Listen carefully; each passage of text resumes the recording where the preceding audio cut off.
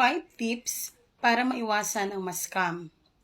Gusto mo bang malaman kung paano maiwasan, maloko, or ma-scam? Panoorin mo ang video na ito.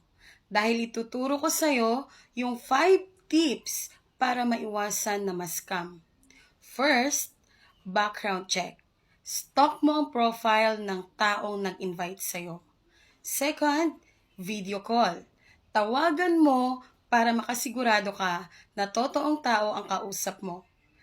Third, get rich quick mentality.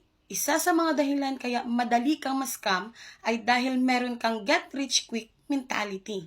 Bilang isang tao na gustong-gusto ng yumaman, masisilaw ka sa mga pangako na yayaman agad. Ang totoong negosyo, pinagtatrabahuan at pinagsisikapan yan. Walang magic sa pagyaman. Fourth, huwag kang magtanong na legit. Dahil kahit scammer, sasagot sila na legit sila. Fifth, mag-research para di ka ma-scam.